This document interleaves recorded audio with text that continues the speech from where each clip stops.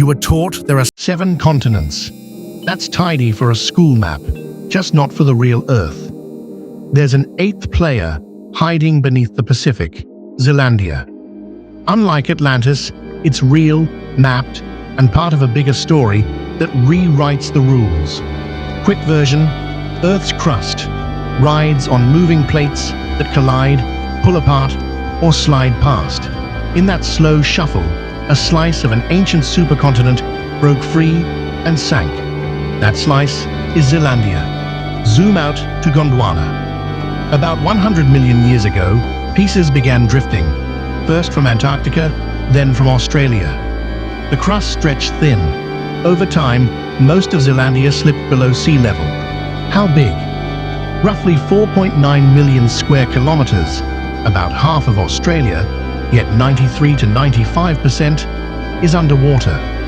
The parts you can stand on: New Zealand's South and North Islands, Stewart Island, Scattered Islets, and New Caledonia.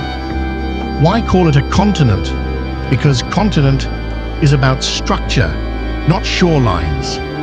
Geologists look for 4 things: higher elevation than nearby sea floor, distinct rock types, clear edges that track plate boundaries, and coherence.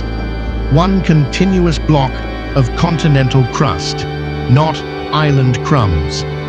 Zealandia checks those boxes. How do we know? Mapping and cores, satellite gravity and sonar outline a single submerged plateau. Drilling pulled up rocks and fossils that match Antarctica and Australia. As plates shifted, some regions rose and others sank by 1 to 2 kilometers, tying Zealandia into the Pacific Ring of Fire. Yes, there's a debate.